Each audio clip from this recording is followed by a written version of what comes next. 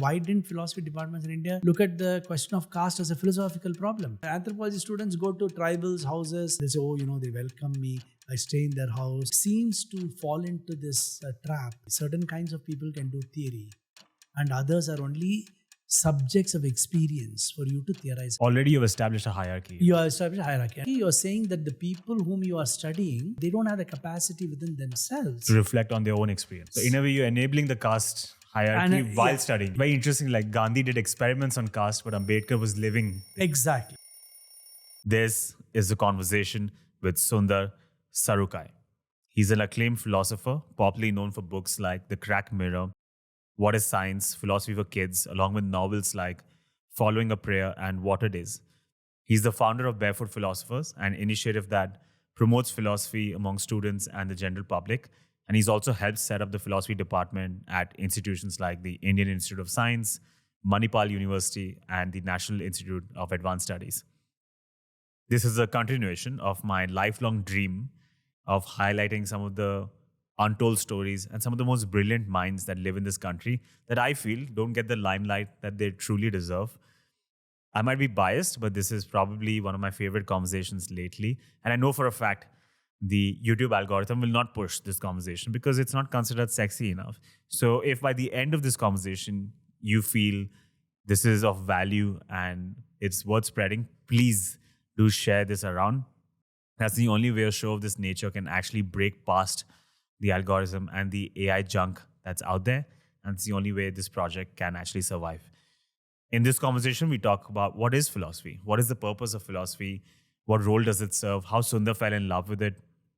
We talk about the philosophy of social sciences.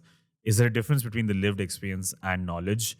Who gets to own an experience? Can a non-Dalit talk about the experience of a Dalit? Can a man comment on the experience of a woman? Does the morality of the measurer matter? We also talk about the philosophy of language. What role does language play? Is it more fundamental? And then we explore the dominance of Western traditions in philosophy and how we can decolonize science. And now, it's no time.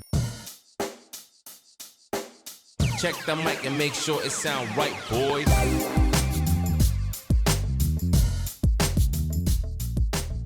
Socrates had once said, the unexamined life is not worth living. You have often said that your first love was physics. You have a master's in physics from IIT Madras, and then you have a PhD in particle physics from Purdue University. And while you were at Purdue, you discovered that philosophy goes beyond just interesting books. It can be a rigorous subject that can be taught and learned. You discovered the work of Michael Weinstein, and you said that's when you fell in love. So let's start here. When you look back now, what was so attractive about philosophy that it pulled you away from the clutches of physics? What was the magic of philosophy? What was so appealing about it? Thank you, Shalaj. It's really lovely to be part of this conversation. Yeah, I think my liking or love for philosophy and physics came together in my teenage. And it is also went hand in hand with my interest in literature. So I grew up, in a place where I had, encountered various kinds of literary texts, a lot of fiction, but also some old books of philosophy lying around here and there. And anyway, my school and my so-called academic interest was physics. So it was actually, that was the world in which I inhabited. And it was a world which was very close to me, which was part of the way I enjoyed society, going to the market every day, playing on the streets. That I spent more time doing that than doing science or philosophy in that sense, right? So a lot of it, whether my interest in science or philosophy, really came from a joy of living, of being in a social world. I remember still, there was one book, I think left by one of my father's students. His name was Anil Kumar, I think. And it was on Nietzsche, but it was by Nietzsche. And when I read that, and for me, teenage was like a domain of rebellion. Everything was rebellious in that sense, what we could do, what we should be doing, and so on. And Nietzsche was a great eye-opener for me. Which book was I it think by Das Nietzsche? Speak Zarathustra. Okay. It's an old copy, I think I have it somewhere still. And what fascinated me with that was not really as much about philosophy, because I don't see Nietzsche as a philosopher in the traditional sense of how people reconstruct him as philosophy. Okay? Here are all these parables, just sentences thrown off. Yeah. very insulting, rude, and it's not what you think polite people speak. And for me, philosophy was like, oh wow, these guys are doing this also. And then, of course, existentialism, nausea, Sartre, and so on. So, with all this influence, but there was no counterpart in our academic system. So I studied in a wonderful college, St. Joseph's College, which is still there in Bangalore. And we had some fantastic teachers and great leadership there. And it was such a pleasure going to that college. They had a very good English department too. But I was in the physics program. And for me, physics was my real love in the sense, it was something very enjoyable for me. It was like poetry in some sense. So it was like poetry and music. And that's why, in a sense, there's also some seduction which a lot of young people get into physics, thinking it's so beautiful and it's so, especially quantum theory when you encounter it. But then the real doing of physics is real hard work. In the sense it's messy and calculative and stuff like that, right? So, so Nietzsche was the one kind of a thing, but then there was no possibility of going to a college and learning philosophy. I mean, even in Joseph's, we didn't have classes in philosophy, even in the arts program and so on. So philosophy was always like something done by somebody. And our awareness of non-Western philosophy was almost zero. Because whatever was there in the context of, let's say, what we would call today as Indian philosophy and so on, many of them had got encapsulated within something called religion or religious practices. So when you're not interested in that, you just don't have any engagement with it. And nobody was talking about it in the public domain, not in the education domain, not in university systems and so on. So lectures would be held on so many other things, but very rarely I don't remember anything on philosophy per se, right? So then I finished my physics. I went to IIT and did some physics, and I wanted to do particle. I thought quantum theory and stuff. So when I went to Purdue, I started, I was in the physics program. But then my interest in philosophy and writing was always been there. So I asked somebody, I remember some student saying, I've been wanting to look at whether one could go and just sit in a philosophy class. And how does a philosophy department look like? In the sense, what do they actually do? How do you teach? Yeah, what is that discipline all about other than reading these parables of Nietzsche? And so that's when somebody pointed me out to Michael Weinstein. And then I went to him and I said, I don't know anything about philosophy, but I want to sit in your classes. So he was teaching these undergrad and grad level courses. And he said, sure, come sit down. And I remember the first semester I sat in, it was very interesting for me to listen. It was on political philosophy, Mosca and others. And I found it quite boring, actually. It was very difficult for me. I said, why are you guys going on talking about it? Your texts are so dense.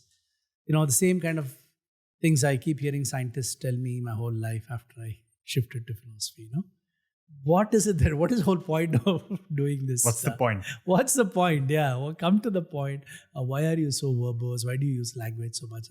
So for me, it took a few months to be able to, but because I was innately very interested and I was open to learning anything. So anything you would have taught, I would have learned. I didn't go and saying, this is what I want to know, that's what I want to know. I said, this is like a zero empty slate. And so then every course which Michael Weinstein did, I took it. I credited many of them because I wanted to force myself to do what a philosophy student would do. And we did a wide range of so many courses. Then also I remember a wonderful course by Calvin Schrag, very well-known phenomenologist. I think had studied with Heidegger in school. And his was a lovely course we did on Ricker, Heidegger and so on. So, it really gave me a great awareness of what is it to do philosophy in that sense. And I found that it was far more natural to me because I was very interested in writing. I used to write a lot, various kinds of stuff. And somehow philosophy, and my interest in physics, which is in the domain of ideas and domain of reason at some level, if you like, really matched with my interest in language and writing. So I think philosophy brought those two domains in me in a far more easier manner. And so I really enjoyed doing that. But then my work in physics, it was theoretical physics, it was over. So I got a degree in physics. Also because they were paying me. There's no money I couldn't have got money to study philosophy. And I remember Michael once telling me, why don't you get a degree too in PhD in philosophy? Because I'd done so many courses anyway. But then they had a language requirement and so on. So, and I said, I don't want to start the process on that because I thought I was just doing it because it was so pleasurable, so enjoyable for me, and it gave me a great understanding of the nature of university system, meaning of education. So it's not just about the subject of philosophy.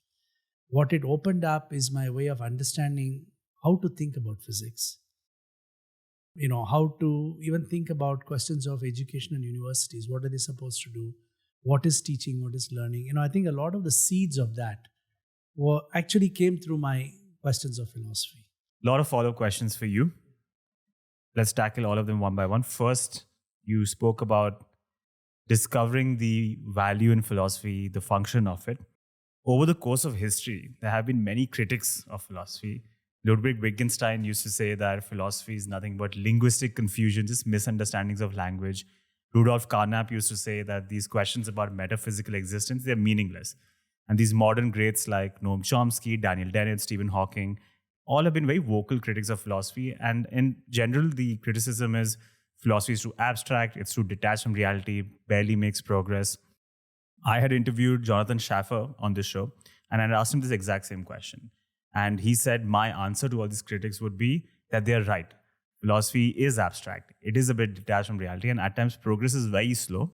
But he said, I just find the question so fascinating, and I see an inherent value in just asking these questions and exploring the contradictions within them. So I want to get your take on this as well. What is the function of philosophy? What role is it going to serve? Is it important to just ask these questions and explore them?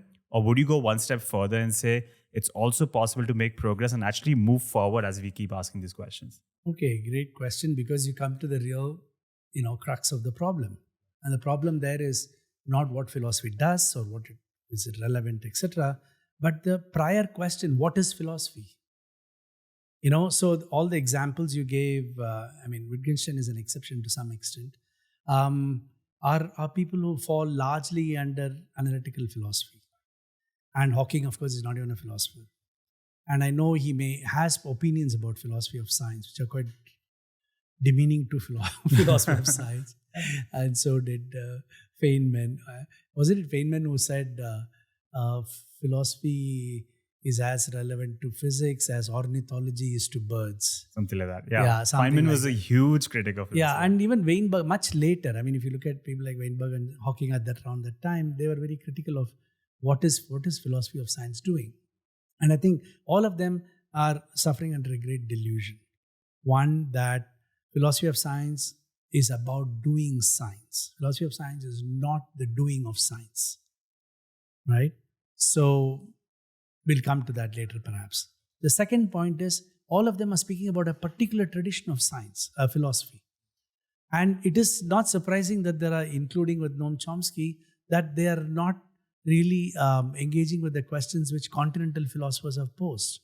And continental philosophy has been so much. In fact, they go to the other extreme of the question of life, whether it's of the life world, of the Husserlian type, or the Frankfurt School, phenomenology as a larger tradition, or even somebody like Heidegger, in their own preoccupation with what is philosophy. So, yes, the people you mentioned are people who have looked at a particular tradition of philosophy, which interestingly arises as a kind of science. And that's very odd, because analytical philosophy tries to bring the virtues of science into the doing of philosophy. So in the mid-19th century, for example, there was this very interesting movement of what is called scientific philosophy, right, where there are attempts to, because it is a reaction to great systems philosophy like Hegel and so on, a more disciplined approach to the idea of philosophical questioning, the use of language, regulation, putting constraints on what kind of language is allowed, what kind of concepts would you allow. And so, for example, the meaninglessness of questions is just as a linguistic problem, was just like to say, oh, something is better than nothing, or why is something rather than nothing, sounds very profound, but it's actually quite a meaningless sentence. This is Hegel's, some of this. This is Hegel's it comes with Leibniz. It's a very important question at one level for one particular tradition of Western philosophy. But I'm saying, okay, it might seem, so you could have two critics. You could say, wow, what a profound question. Why is there something instead of nothing? And then you can write a lot like this whole continental tradition does. Or you could have a very skeptical, analytical response. And say, what does it said question actually mean? It sounds as if it's very profound, but it's actually quite empty. I mean, sometimes, when students, at least in the context of students, I can tell you, when they write something, when they'll read something of French writers, for example, like Derrida, post-Derrida, and so on, and then they write like that, putting contradictions together, the finiteness of infiniteness, something like, you say, wow, it sounds very interesting, but actually it is not. So there is a lot of word jugglery and fascination, which is part of the normal process of any disciplinary growth. In science, you do modeling like that. It's not something new. You can actually see parallels in all disciplines. So, but therefore the larger question, when all these people say philosophy is not doing this or doing that, you have to ask them, what is your definition of philosophy? Because if you get away from a particular kind of academic philosophy, which seems characterizes analytical, and the continental is not even seen as part of that. Okay, so it keeps out huge number of philosophical traditions across the world. You don't study Buddhist logical traditions with an analytical philosophy, and those traditions are far more. People like Wittgenstein and others had known about it.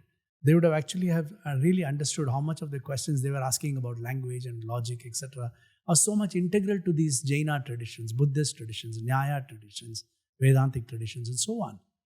So these philosophies actually have a real life counterpart. So so if you look at the Bhakti movement in India, which is a philosophical movement, and it is not an accident that, including, since we are sitting in Bangalore and in Karnataka, the whole Vachana tradition, anti-caste tradition, is actually a critique of Brahminical thought, including Vedic thought, but it is very philosophical in nature. And those philosophical questions are part of their day-to-day life. So it matters to life to possess certain kinds of philosophical insights. But what has happened in the, I don't know what kind of modernity, that in the shift in educational systems of various kinds, people have begun to see philosophy as this kind of a particular kind of a approach that characterizes philosophy departments in Western departments, rather than going back to the very rich Japanese, Chinese, African, Middle Eastern traditions in philosophy. They're just playing mind games in those departments, whereas over here it's rooted in something. Exactly, and rooted and far deeper. And for me, when I first encountered analytical philosophy, with Michael, etc., it was a lot of exposure to not just the continental tradition, but a lot of, different types of European tradition too. And so because I wanted to understand philosophy in a larger sense, analytical philosophy was for me like doing boring physics. Really? If I was going to analytical philosophy, I would as well have done physics, which is far more creative. Oh, really? Yeah, definitely. In a sense, although I'm saying all this, my second book, Philosophy of Symmetry, draws a lot. It was very interesting to especially look at questions of set theory, group. I was trying Bertrand to formulate Russell's the idea. work. Yeah, all of that was interesting. But I'm saying that's a small part of it. And there's so much of it, so much of philosophy has been hijacked by these people that one should have to ask the question, okay, what really is philosophy? What have you done with all this kind of promoting one particular kind of philosophies? Have we lost out on a larger spirit of philosophy, spirit of openness? And this question about openness to questions is great, but are they really open to other traditions? Because they don't allow any other philosophy things to be taught to their own philosophy students. So I'm just saying these are the politics of it. And therefore, when we ask a question, does philosophy matter? I look at Ambedkar as a philosopher. If Ambedkar is writing, since I see this word Maitri right here, some people may want to call him political philosopher, social philosopher, etc. But it comes from a philosophical engagement to the basic question of what is human dignity? What does it mean to be engaged as human relations with one another? What is a society? What is it to be a human at all? Which is the fundamental question to all philosophy. Analytical philosophy may not want that as a larger question, because it is doing the right thing. It is saying we want to be, in our mimicking of science, we want to not ask, biology will never ask a question, what is life? That's not a biological question. You can ask, what does this RNA do, DNA do? What are the molecular reactions in the cell? They're not asking the question of what is life? Because that's it's a term which is not scientifically definable, measurable, etc. So all these parameters for what constitutes science. So, but if philosophy is doing that, it's very relevant, and let them do it. And I think there is some importance to what analytical philosophy does, some notions of clarification. But to mistake that for the whole project of philosophy is a serious problem. And that position itself is not philosophical, because it doesn't go to the roots of asking, what really would constitute philosophy. So what is philosophy, according to you? No. Okay. I've just read, very interesting that you say this, because, one of my books I've been wanting to write for a very long time was an attempt to try and talk about philosophy in a very larger sense, rather than talking about independent disciplines, independent authors, and so on. So, which I've finally done, and the book is now going to come out in April. It's really, I think, my lifelong attempt to find ways to talk about philosophy to the public, to various students, both philosophy and non-philosophy students, to community of scientists and to philosophers, with all that struggle. Plus my large number of these public workshops I've done, I really see that as a culmination of all of that. And then I was looking at various kinds of title. We tried various different things and stuff. And also because I said, look, people like Harari write all these books and everybody reads them, and they still are voices of the global south, or even voices of, forget about north and south. This is present, and this is also philosophy in this sense. We can see what it means, what they are doing. It's not about the content. It's about the way of thinking about the nature of reality, thinking about the nature of language. And, all these are common. So finally, I think I've done some kind of, it's obviously impossible to do the synthesis of this whole thing. But, and then I ended up with the title, What? So I even thought, should I do What is Philosophy? Because I already done a book, What is Science? I didn't want to do What is Philosophy. But then none of the other titles worked. And even my publisher said, why don't you do What is Philosophy? Then I didn't want to give in that easily also. I didn't want to say What is Philosophy. But then I ended up with calling it What Really is Philosophy. You can make like a series, no? What is science? What is philosophy? I know. It's becoming part of a collection. Exactly. But then I said, what really is philosophy is actually to think through this question. Where does the origin of philosophy lie? And for me, that lies with the body and the senses. So that is why I'm saying analytical philosophy can look at certain questions of language and meaning and various other kinds of, looking at certain kinds of ontologies like universals, particulars. Okay, that's a framework, that's a model. But really, the origin of what I think is meaningfully can be called as philosophy, empirically true to the different traditions across the world, including the Greek, including the analytic, is to begin with the question of the body and the senses. And that's why it's not a surprise that all the ancient philosophical texts, the primary texts of philosophy, almost all of them begin with defining the senses. Why is senses so important? I mean, you open Sankhya Karika, the Nyaya Sutras, Abhidhamma, then you look at Aristotle, all of them, as part of the so-called, whatever they consider as philosophy, deeply engage the idea of the senses. What is a sense? How does a sense work? What does it mean to see? Does the eye go out to reach the object? Did the object get in contact with my eyes? All those are essential. That's a starting point. Then only the idea of knowledge and reality, everything can come, because it comes first from our recognition of the body machine. And so any system of thought that does this is proto-philosophical. And I think all of them have very deep implications on how people live their lives. I don't know how it is in the West now with all this kind of philosophical existence maybe, but then across the world, I mean, they constitute a small percentage of the global world. So if you look at all of them, I think philosophy is not only meaningful, it becomes absolutely necessary today, not just as a discipline, but as a mode of living, as a mode of practice, as a mode of thinking. When you were setting up ISA in Mohali, one of the chemistry teachers told you, just leave your PowerPoint slides behind. We'll teach philosophy. Oh God, yeah. No. I was in the committee for the, when it was set up, it was Satyanarayana. It's a great institute. He had great vision, brought in this question of humanities. So I was there as part of the curriculum committee to formulate the basic humanities section for that.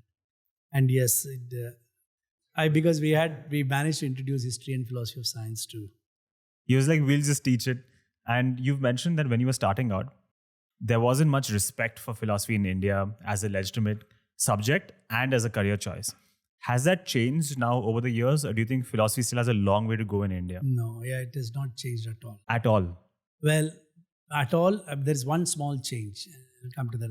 I think in principle, the suspicion towards philosophy has, in India, the strongest institutions are science institutions. IITs, ISIS, IISc, TIFR, and so on. Okay. And especially in comparison to that, we have very few social science institutes.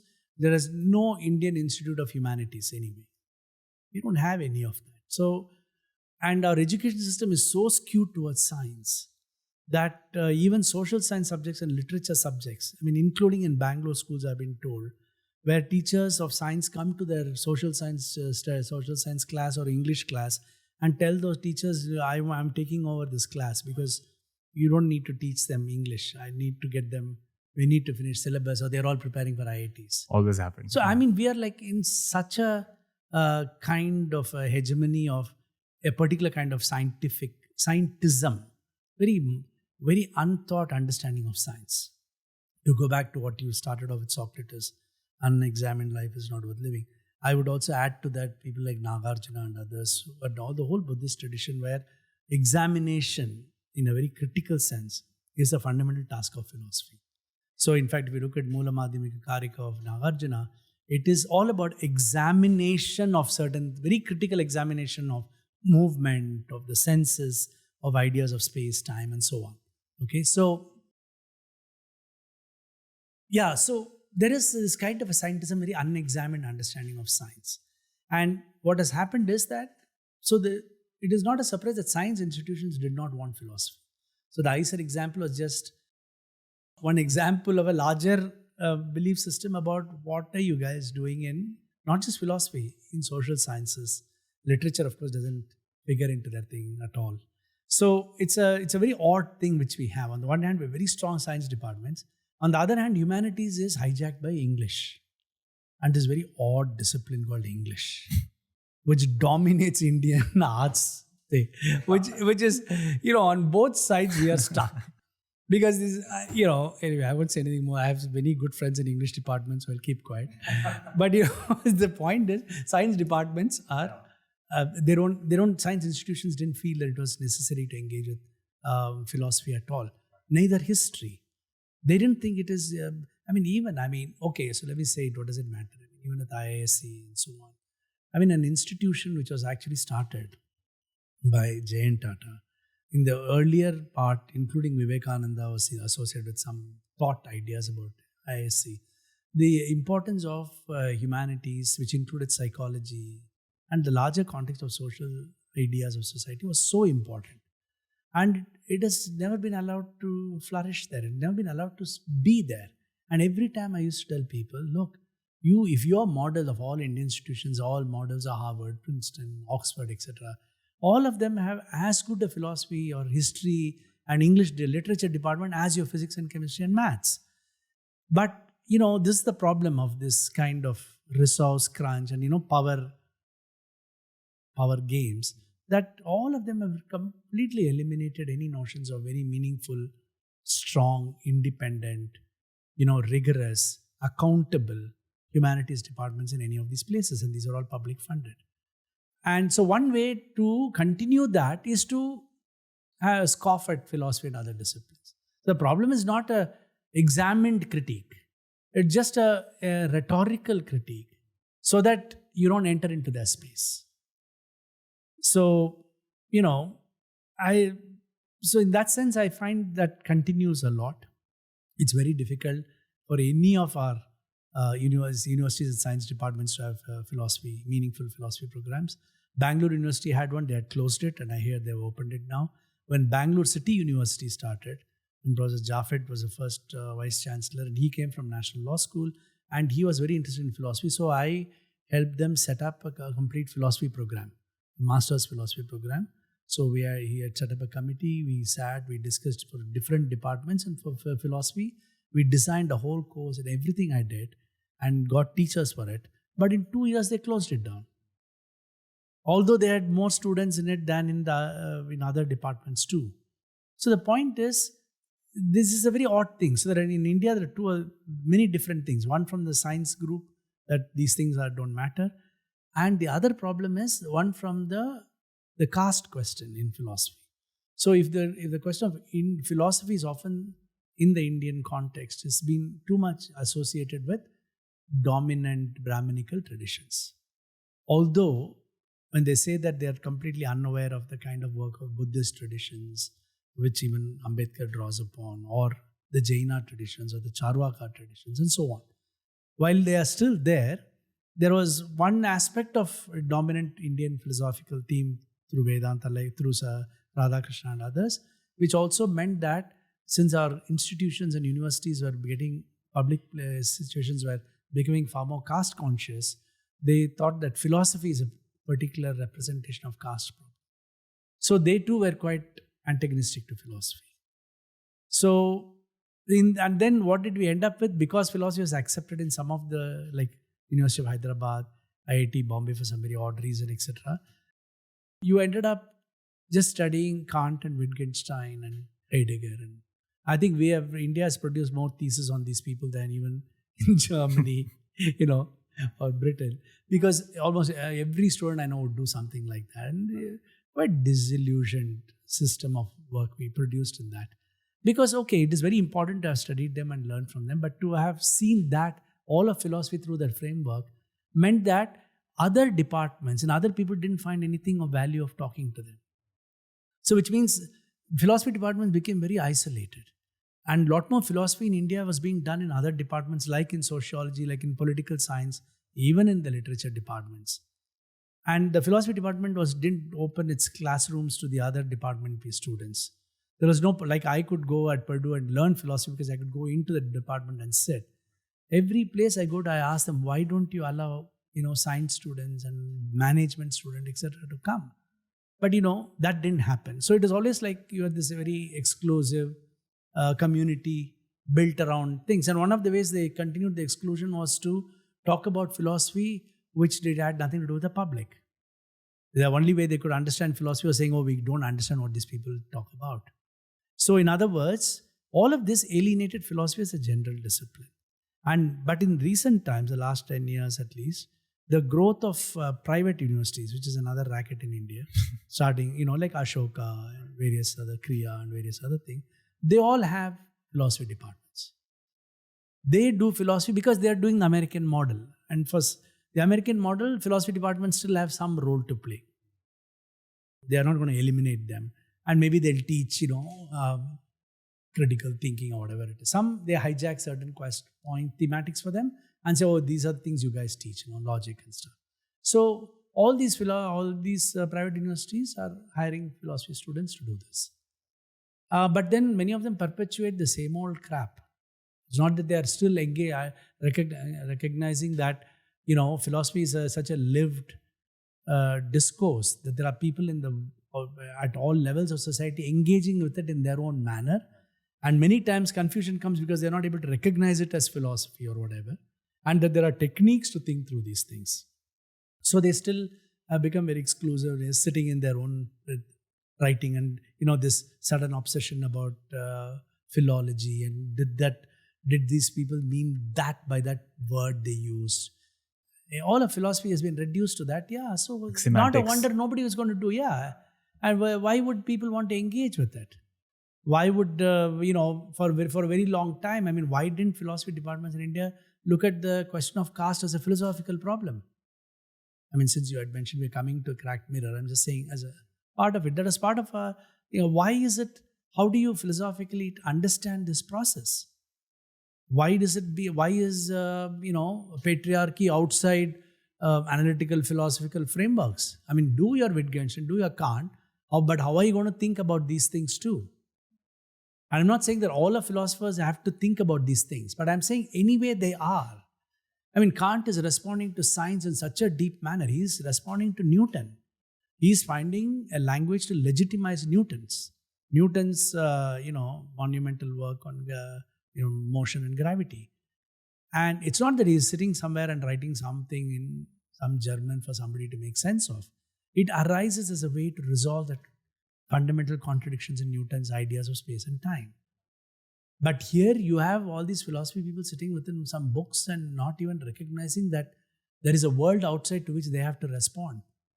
All the great philosophers whom they're responding, whether it is Aristotle tradition or Kant or even Heidegger or even Husserl to this extent, they're all engaged very deeply with the world around them and engaged with very specific questions about being human, being society, which drives their philosophy. See. So why was it so difficult for Asians and Africans to do in a far more meaningful manner, particularly in India? So that's a constant struggle. I do think that we need some kind of a thing, but I'm sure many of my philosophy colleagues may not agree. But that's why I'm not part of the community now. But what I'm saying is there are other ways we can actually engage with it and raise this question of thinking about what is philosophy. You mentioned the examination is missing, and we are definitely going to come to the links between philosophy and, let's say, caste, the problems of caste in India. Before we go there, I have to explore this aspect where you said in schools, in colleges, this examination is missing, reflection is missing, having students think on their own is missing. It's a very funny time that we're living in, where the default state for most people, if you ask them, how are you? They always say, I'm busy. I have no time to think, right? This has become the default. Say, I'm guilty of this. In fact, the name of the show is No Time, which is a commentary on that we all feel like we don't have time these days to just learn new ideas, think about these questions that are fundamental. And in a way, this project is a way of exploring all those ideas where I say, no, we actually have time and we can get into the wonders of philosophy. But not having the time to reflect or think is not just a mundane thing. It can also be quite dangerous. In the book, The Banality of Evil, Hannah Arendt talks about the trial of Adolf Eichmann. And she says, Adolf Eichmann didn't look like that evil genius or the evil mastermind that they show in movies. He looked very banal and boring. In fact, he looked like a person who never got the time to think for himself and just reflect, right? He was just acting on orders that were given to him, never sat down and thought about what he's doing. Is this an exaggeration, or do you think there are serious dangers of living in times where people don't have the time to think and reflect on these questions? Yeah. No, this is a question which repeatedly comes, and this is a theme I think is gone so much into people's mind. I remember when I first joined Nyaya, which was in the IISc campus, I happened to meet an old friend of ours who was a professor in chemistry. And he was also a family friend, and I just ran into him and I told him I've just joined here. And then he tells me, he said, why do you want to do philosophy at this age? You should do it after retirement. I said, that is the time of doing philosophy. That's because that's the other problem. It's a critique of my own position that philosophy is something much broader than disciplinary departments, right? Because what disciplines and departments do is, give them specialized vocabulary, professionalize the forms of thinking. Okay? We may all have common ways of thinking philosophical thoughts, like all of us may be quote unquote scientific or artistic in some sense. But to have a professional domain of artists and scientists is different from a common engagement with these ideas. You have some rigor, some curriculum to it. Exactly. Right? You have rigor, you have skill, you have training, and which are also constraining. Some structure you're adding. You add a structure. And sometimes the problem is those structures become so wall-like and they're not permeable and malleable, then that becomes a problem. But so it's very important that philosophy becomes a discipline like that. Even ancient philosophies, even if you look at Buddhist philosophical texts and so on, they are not, I don't know which lay person could read it and understand it. It's very difficult even for studying philosophy and now doing those texts. Very detailed, very intricate, etc. So in a sense, this person's comment, why did you do philosophy after retirement or whatever, is an idea that talks about a particular idea of philosophy. That philosophy is just a reflection on life or having time to think rather than do.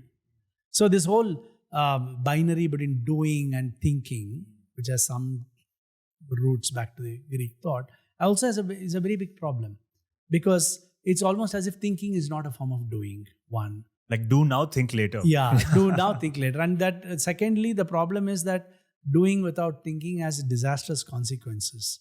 Like all our politics and social policies, do now, think later. You've destroyed the society, by the time you can think later. And then, of course, we come back to the question of what really is the act of thinking. What is it to think, right? So, which is a philosophical question. It's if somebody says, if I tell somebody, okay, think, and they turn back to me and say, okay, so what do I do? You tell me to jump, I know what to do. You tell me to think, what am I supposed to do? Because children do this all the time. So in my workshop for children, philosophy for children, we begin actually with this question. Only this question. What is it to think? Yeah. So, that's really what so when I wrote the book Philosophy for Children, it's thinking, reading, writing. And we spend 1 day, 2 days, whatever it is, working with them to try and ask them to say, okay, what happens to your body when you think? Like when you play, you start sweating, your muscles pain, your legs pain. So when you think, what happens? Then you immediately get all kinds of things. You say, oh my God, my one kid used to say, said, my head aches. I said, why should your head ache? Why not your stomach? Then immediately another kid from somewhere said, yeah, even my stomach pains when I think. So, the becoming aware of what it is that we do, even when thinking, etc., are process. I mean, that's again a philosophical question. Many philosophers have actually tried to write about, tried to describe philosophy as thinking about thinking. So there is a recognition about that, right? So the professionalization is important, and we do that. So when everybody says there's no time to think, it's also, I think prior to the digital world and the smartphone era, not having time to think was of a different kind and different quality than today. That time, not having time to think was also driven by various pressures of getting a job. And in India, it is to do with things. Everything takes so much time. You can't go, I want to fix some tap here, I'll spend a half a day trying to fix a tap. Because I call, somebody will come, all that stuff, right? I think social engagements, getting things done in those kinds of things are really time consuming in that sense. So doing is, and there are a lot of people who are just moving through these disciplines into, aspirational, from lower middle class, upper middle class. For them, jobs were very important. And they thought thinking is a kind of a luxury of a different kind. Although, very interestingly, if you entered science as a profession, it was about thinking. That is what you're supposed to do in science, and thinking about phenomena and so on. But we did not professionalize that thinking as something to do with philosophy per se. So examination, thinking, the idea that somehow philosophy is only about that is, I don't know, it's become so ingrained, and I totally agree with you on that problem, that even many times people still say, yeah, philosophy means every time you ask. So once I did this test, I said, I want to look at when people use the word philosophy, because a lot of kids, teenagers use the word philosophy. I said, when are the contexts they'll use? Typically when they'll say, whenever they're depressed, when they're not partying, when they are silent, when they have had a problem, or will say their friend will come and say, don't be philosophical, yeah, let's go out. Which means anything you feel like, think, it's not just about thinking, but thinking about certain kinds of things. Like thinking about life. Yeah, thinking about larger questions for which there is no immediate answer. I know I have an answer to saying what chocolate I want to eat now. Or which movie should I go to now?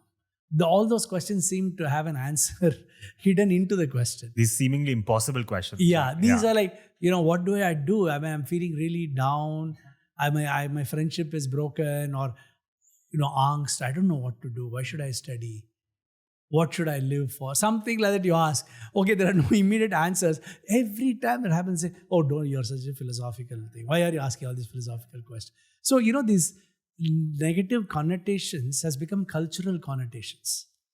And it has come, definitely, it is never part of the earlier traditions. It has come through various kinds of modern practices, through advertisement, through these modern disciplines and so on. But it has become part of, so a lot of kids tend to do that. But then, I think every philosophy program that I have engaged with, because I said, for me, engaging with professional philosophy is only one small part of my thing, right? If they read it, have something to talk to me about it, it's great. And of course, PhD students, you have to do that. But most of my most fruitful engagement with philosophy has been with people who are not in the philosophy discipline, like artists, architects, business people. I teach at this program on women leadership called Vedika in Delhi. So right from the year they started, every year I teach. And these are like, young aspiring women, a lot of small towns in North India they come from. Across India, but a lot of from North India, who come and who want to get jobs, they want to get kind of a management degree and so on. But, there is so much you actually learn when I teach philosophy to them, because they are all very skeptical. What are you teaching? What should we do this for? What should I do that for? So what I'm saying is, all of them have that notion of examination, the desire for it. It is just that we have to find a voice within philosophy to be able to talk to them. I have never gone to an arts community and say, I want to teach philosophy to you. Never. It's when they come saying, look, especially there's a theatre institute, Nina, working with for a long time. And, they have this great desire because they recognize they're doing something in their practice, which is based on certain things which they are interested to know more about. So their engagement with philosophy is very deep. Once you start with it, it can go on for days and I think it's a really deep engagement, all in terms of their practice. They're not going to come out of it and saying, I'm going to write and do philosophy. They're still continuing theatre, they're still doing their arts practice, music, painting, etc., or architecture. But they look at philosophy as providing them a foundation to understand what they do. So I think there we have made a major change in getting a much larger community of people who would have said the same thing about philosophy. I think I've changed a lot. I really think it's possible to do that. And therefore to recognize that examinations of different kinds of questions are possible, and how the questions which philosophy asks is not just the big questions, that there are multiple minor questions we ask and which we resolve. Because there's also the other question, right from the first workshop I do, they'll always say, okay, philosophers keep asking questions. Do you guys ever come up with any answers? Because what's the point of asking, okay, I'll also ask you 100 questions. What's the point? So then I'll begin by telling, yes, these are all the ways by which people are trying to make sense of these questions.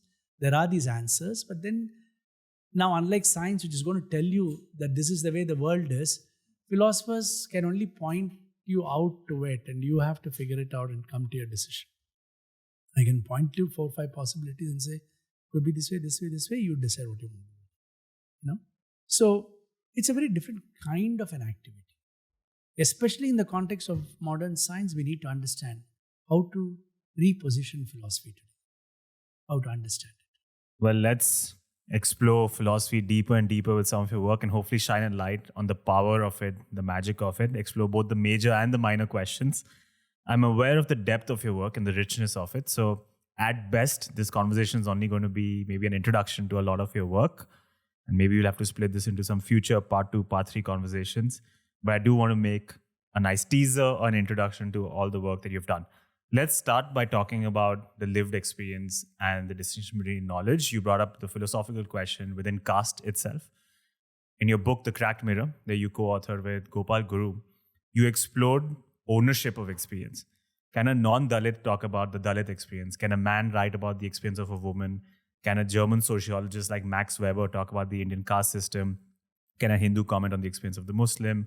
Can I comment on the experience of living in Karnataka if I've never lived here? There are so many things to explore here, so I want to break it down.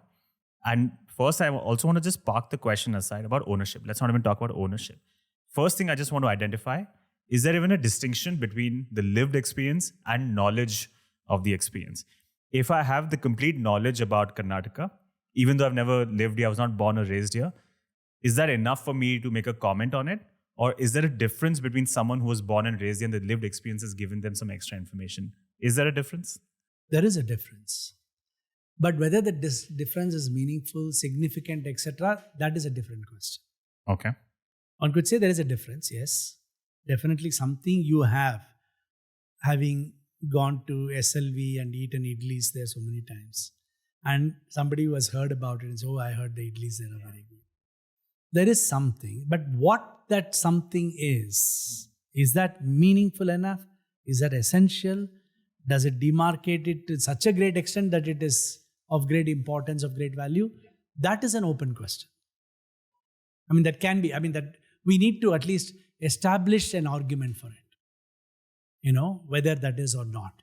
The first point, remember, is that this question is the foundational question of philosophy, by the way, right from ancient times, because knowledge comes through senses and experiences that which arises through the senses, a particular bodily function related to our senses. And if we accept one standard traditional description of the senses, that we have 5 senses, eyes, touch, etc., then we experience the world through these senses. So the experience through the eye is different from experience of sound, etc. All knowledge is that which can be produced only from those senses. This is the starting point of philosophy. So starting point of, as I said, many of the early texts also, you get Sankhya, Karika, Nyaya Sutra, etc., they all begin with just this. The world enters into the body through the senses. And now the only question is, what do I do with that which enters into me? That is knowledge a cooked product which I have to cook inside me? And the senses are the raw material to make a dish. So one image would be like this, right? So the senses, I open my eyes, I open my ears, I experience the world. Those experiences which come into my world are like, rice and dal and stuff, uncooked. Then I need to cook it. And I produce a dish which is worthwhile, tasty, meaningful, can be sold as value. Not every combination of that is going to produce good dish. Just I give you rice and dal, I don't know what I can do with it. But certain kinds of correct mixtures, correct salt, cooking for enough time, all those, that technique of mixing and combining, that is really the function of the human system, the cognitive system. And this is the central question. So whether, I'm sure you know this very well, but just to clarify it for our audience, you would have 2 ends, right? One is the empiricism, which is the doctrine that knowledge first is attained through the senses and through those experiences of the body. One. To the other extreme, and the other extreme comes because right from the early times, philosophers recognized that the senses can't be, they don't guarantee knowledge. You cannot trust the senses. Eyes deceive you. Sound is notorious. I don't even know what you heard 1 minute back, what you told me. I don't know that exact thing. So, smell, taste, everything is sufficiently notorious, very unstable. And even perception, which is the most dominant hegemony of all the senses, even that is quite unstable because you have illusion, hallucinations, and dreams. So you have a big problem with knowledge produced from the senses. Because you say, well, if senses themselves are to be doubted, how can you trust the knowledge you produce out of the raw material that I get from those doubtful senses? This is an argument for naive realism, that what you perceive is not really what the real world is. Not what you perceive is not the real world, is, could even be a made up illusion of sorts. Yeah. Because Maya of we could be dreaming, or it could be an illusion and so on. But the point is, since knowledge depends on that input. Unless I taste an apple, I don't know if it's sweet. Unless I see it, I don't know if it's red. So I have the experience itself is a foundation for knowledge. But if experience itself is doubtful, then how can you ever have any guaranteed knowledge? So there has to be some knowledge that's objective, that exists beyond experience. So in the philosophical tradition, the polarities become between senses, experience through the senses. The other one is to say knowledge through thought alone. Okay, this is idealism. This is very also. odd. Yeah. Thought alone, rationalism. Idealism is the construction of the world entirely through the subject. Okay, that even there need not be a real outside world. The world is constructed in me because I imagine the world. Definitely, I see you in a particular manner. I don't know whether you're really like that because you are influenced by the structure of my eyes, my lens, the colors I can see, the shape. So remember, there's this very interesting puzzle which we always do for the first early philosophy classes, because our eyes are made up of lenses, right? What if the lens doubled every object that you saw? Because maybe our eyes are built in. These are lenses which can't be removed and put back. We are born with that eye. What if the lens in our eye is doubling every object that it sees? So world is half the size. Everything is half. You are only half the size. You thought, wow, I'm a 6-footer and all that. Actually, only 3 feet. I'd say, oh my God. Then the question is, the philosophical question is, not that. The question is, can we ever know what objective reality what is. that real Yeah. world is really like? What if red is not really red, it's some other color, but Yeah, all it our could eyes be. are just making it red. So can I know? How will I know? Because I can say I can measure you differently, but our scale is dependent on our eyes, etc. Okay, so Okay, that's one idealism. can figure out ways to deal with it. But rationalism is this doctrine that knowledge through thought alone, not through experience, produces the ultimate, most certain form of knowledge. This is Hegel's Science of Logic. No, it's right from the earlier, right from the Greeks and the Indian tradition. There is a very interesting difference there, Indian and Chinese and so on. The distinction here is, which attains its peak with Kant and others, and earlier with the whole set of rationalists, Descartes, Leibniz, Spinoza, the so-called rationalists. And the argument, so the reason, why did they even say that? They said it because mathematics was seen to be an example of a knowledge system which is not based on empirical senses.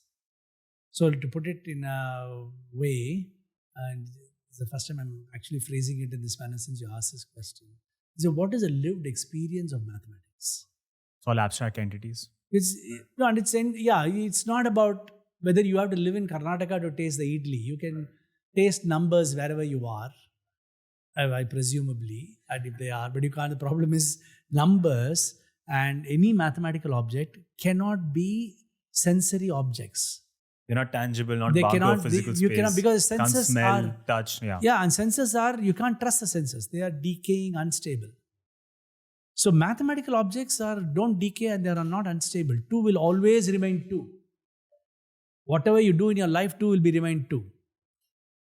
It can't become slightly less than 2, slightly more than 2.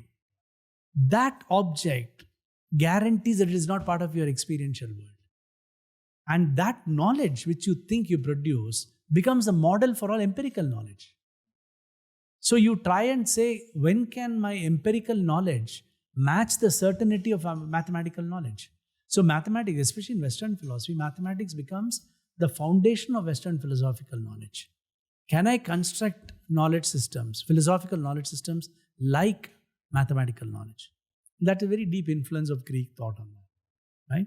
So in that sense, the question of experience always is, the relationship between experience and knowledge is always fraught with this fundamental origin problem in philosophy itself. So which means the only way out of it is to say, experience is not needed to produce true knowledge. So Weber doesn't have to have come and studied Indians or been here, seen how the religious structures of society were or what religious practices of people are. That is not needed for him to write about a rational construction of what religious societies are. Which is very odd, which is also false. Because everything they are saying is based on their empirical evidence of their societies. So they are not even rationalists in that sense. They are talking about specific empirical realities of European societies, but universalize it, saying, oh, this is the best model. Nobody else can reach our model, and what we say is ideal for others. They can aspire to it. So theory, in that sense, knowledge itself connected to theory, universal systems of knowledge, don't need the support of experience if you can construct them in the manner of a mathematical system. Mathematical could be a formal system like a logical system. It can be any other kinds of theoretical structures. The hope is that, or the claim, or the dream, or the desire. Okay, but whether it's really true, is that even tenable in the context of social knowledge? Or you have to ask the other question, what kind of knowledge does it anyway produce? What kind of knowledge is mathematical knowledge? What kind of knowledge is it? If you tell me that these things are hard and I can't bend them, It's empirical knowledge because I can pick it up and try and bend it and say, oh, I can't do it. But you say, oh, numbers, you can't bend numbers, They're not hard, they're not soft. You can't do anything with them. What kind of a knowledge? What is it knowledge of? So, I think lived experience is the core question. Let me give you a thought experiment, and that will help us explore this with a specific use case. There's a very famous Western thought experiment, Mary's Room, Mary the Scientist, where the premise is Mary's the scientist in this complete black and white world. The room is completely black and white, but she's a scientist that studies color. So she has all knowledge of color. She knows the pigmentation that makes the color red. She knows the neurophysiological reaction that happens in your brain when you see the color red.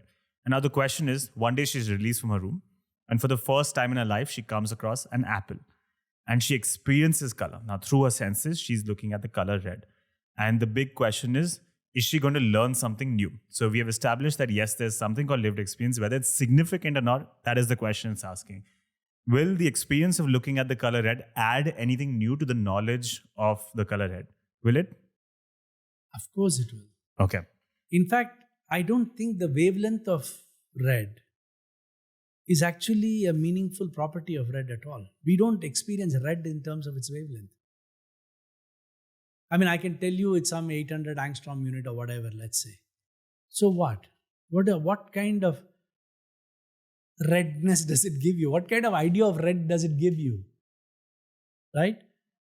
It's this kind of fetishization of mathematical terms. Like just because I have 800 angstrom units, oh wow, something, it's something.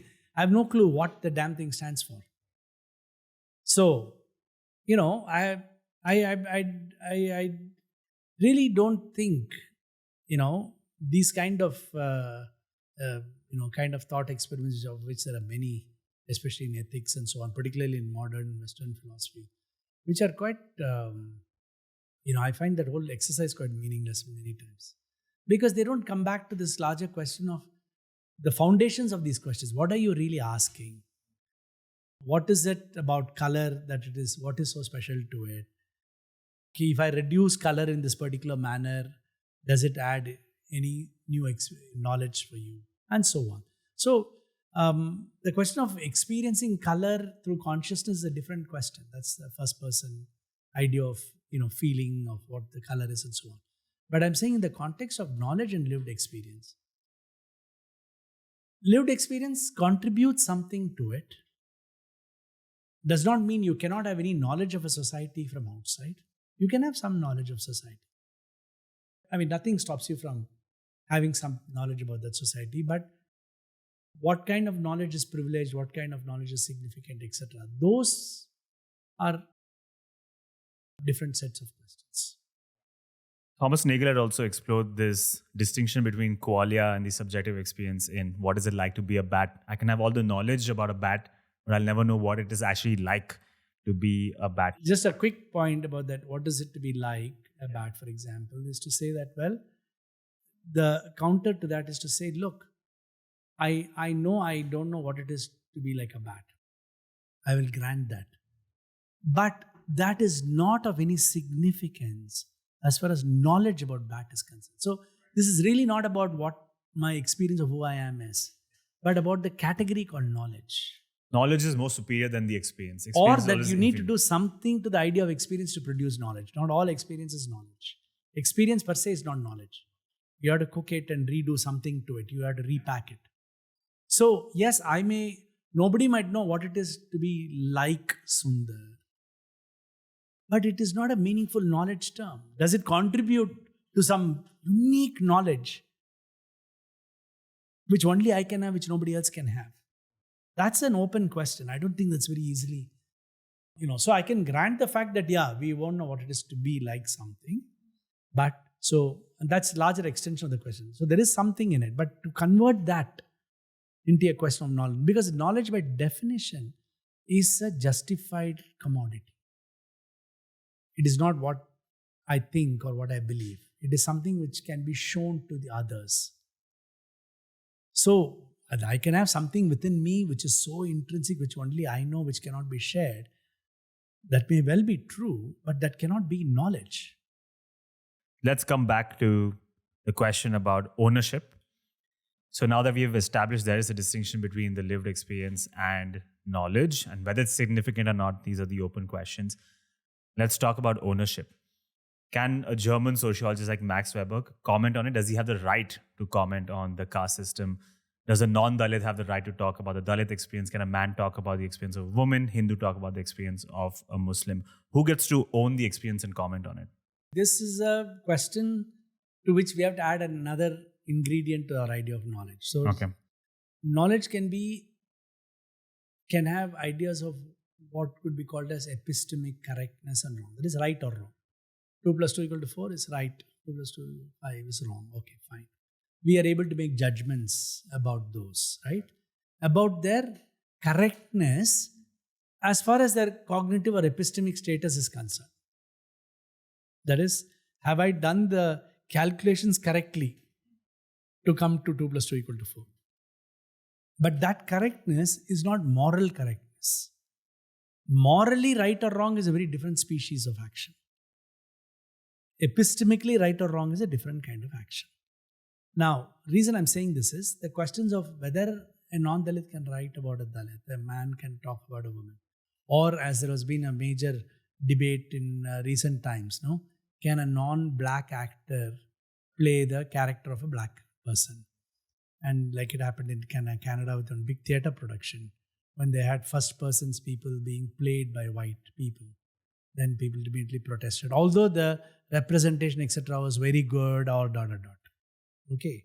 So one is an ethical question and one is a cognitive question, if you want to call it cognitive, epistemic question. And the earlier, the real modernity, the colonial modernity, found it very easy to have only epistemic correctness, which means you can dispute Weber on the epistemic structures, like is he doing the job which you expect theories to do? All those kinds of whatever it is he does, proper scholarship, whatever way you want to evaluate it. But the question we are asking, does Weber have a right to comment on Indian societies? You're asking an ethical question. That independent of whether he can really discover the knowledge of Indian society, whatever knowledge, social knowledge, should he still be doing it? Okay. So these two are, and in colonial modernity and generally with modernity, knowledge games are completely divorced from moral games. So the possibility of modern science also rests on the fact that you remove ethical questions addressed to science as being irrelevant to the practice of science. That scientific knowledge is no longer dependent on ethical constraints. That is the origin of modern science. That liberation of modern science happens that way. Okay. And since other disciplines follow the science model, you also think social science, if every scientist has a right to inquire into nature the way they want to in order to produce knowledge out of it, in the Baconian model, to torture nature to make it yield its secrets, because nature is mute and doesn't speak. You have to make it yield its secrets. So societies too, for the anthropologists, were mute and they did not yield their secrets easily. So as anthropologists, you had to find ways to pull it out of them.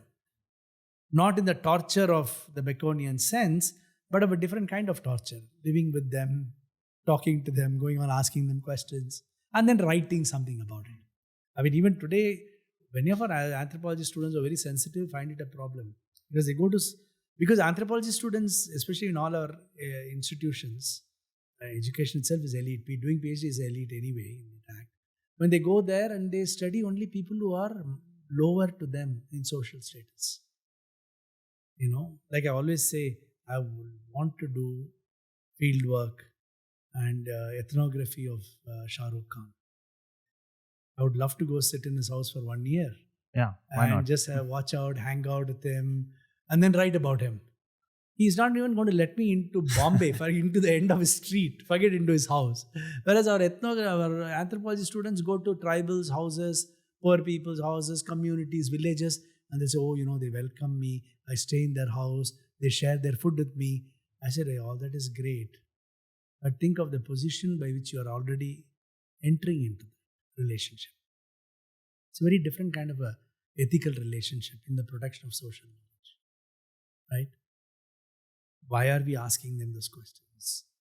And at the end of it, I'm writing my thesis or I'm writing a research paper and you don't get anything out of it. The people who are there. So all these questions become important. I'm not saying therefore one shouldn't do anthropology. I'm just saying one has to be more sensitive to what one doesn't. Anthropology does it. As a discipline, it has been, I think, one of the most developed, ethically developed discipline of all modern disciplines.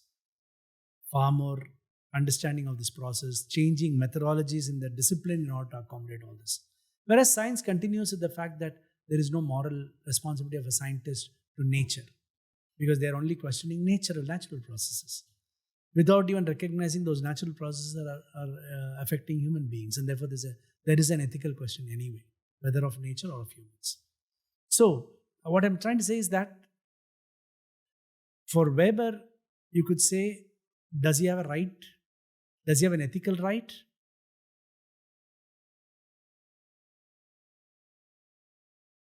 The quick answer to that, the first answer to that is, which is where our cracked mirror started with my engagement with Gopal Guru. Because Gopal Guru wrote a very profound piece as a memorial lecture which was published in EPW about Indian social science and whether it is egalitarian at all. He pointed out that why is so much of Indian social science, the so-called social theory in India, social science, sociologists, they all come from dominant forward caste. And they're writing about every other community in India. And the point he was raising is there something, is a big problem in that? Because it seems to fall into this trap that only certain communities, certain kinds of people can do theory, and others are only subjects of experience for you to theorize upon.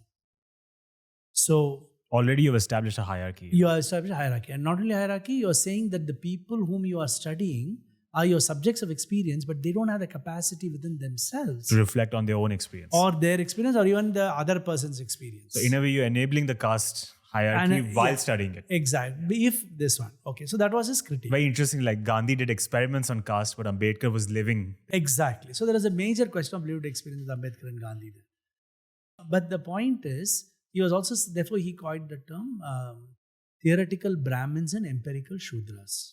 The point was that the Brahmins take on the theoretical status where they can theorize about everybody else, but the Dalits are forced to remain in the state of just subjects of experience, that they are only subjects whom we can look at and write about and make sense of and explain and even support them. It's not a question of, just looking down.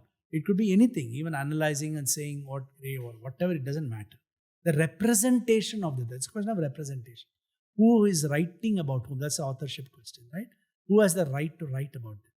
So the theoretical Brahmins, empirical Shudras, actually is nothing but a larger problem in social theory. Theoretical Europeans and empirical Asians and Africans. That Asians, for example, let's say in the Indian societies, we would all live under caste structures and religious structures. But we can't theorize about it. Or at least the discipline does not accept it. It's not that we can't theorize. Hundreds of people have written about caste theories in literature, in songs, in plays. But they're not part of the theory of sociology, which is taught to our own students. So you are then caught in a position of, if I want to look at what theory to understand a particular phenomena, I want to look at the theoretical Germans or theoretical French. Because we remain as empirical subjects. So you would still run back to Zizek. For anything happening here, some sewage problem outside my house, what does Derrida, Zizek, Foucault, Habermas, Kant, Weber, what do they say? Yeah, what do they say? What can they say? Why should they say anything about the sewage outside my house? So the question is, what is our understanding of theory itself then? Where do we find the voices to be able to represent these issues themselves plus the world around themselves? That's the real question. Now, having said that, can we learn anything from a Weberian analysis of Indian society? Of course we can. Within the larger matrix of that discipline, what it expects, what it wants theory to do, of course we can. So then is there an ethical right to use that? I think yes, there is perfectly okay, ethically right to do it. Where it becomes ethically a problem is that when representations are asymmetric. And even Gopal, when we wrote Everyday Social, by then, Gopal refines his arguments much more, both in Crackman and elsewhere. I think we both come to a clear understanding, at least definitely amongst ourselves, that it is not that a non-Dalit cannot write about a Dalit at all. It is that in a world where the representation is completely asymmetric, that much more is written about the Dalits by the non-Dalits, you cannot continue this asymmetry. So the problem is not about writing about them alone, but perpetuating this asymmetry. That is ethical, that is a moral issue. Similarly, in the case of Western theories and Indian experience, we are doing the same thing. And even today, you don't find people actually, drawing freely, looking at Indian writers to theorize, finding resources in them to theorize or to draw upon them. We go back to the same old questions. I mean, it's not that people like, Lacan or Foucault, Derrida and others haven't written interesting stuff about Kant and others. Of course, they have written. They are all writing about their societies.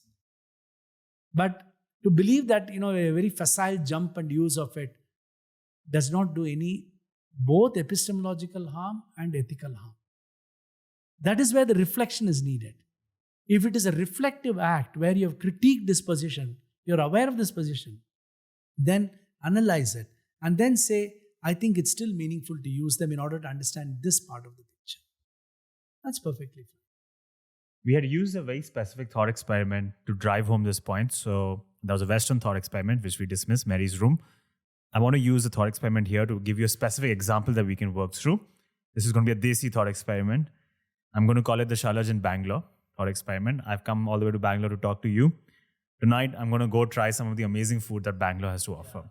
There's a restaurant here called Halimane, which tries to simulate life in a village. The ambience, the decor, the food that they serve is meant to give you the experience of living in the village. So if I go there and I sit in the same environment and I order ragi mudde, ragi balls, and I eat that food, is there a difference between my lived experience? Has that given me the same lived experience as that of the villagers? As your answer is also denoted right now, it doesn't, because very big difference is I have a choice in the matter. If I don't like the food, I can just walk out. I can go eat dal makhni, paneer tikka, butter naan.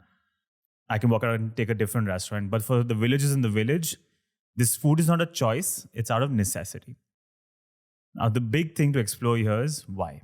We're just talking about, let's say, the properties of the measure and how they are integrated with what we are measuring in this case, right? We were talking about the morality of the action itself. Why does it matter?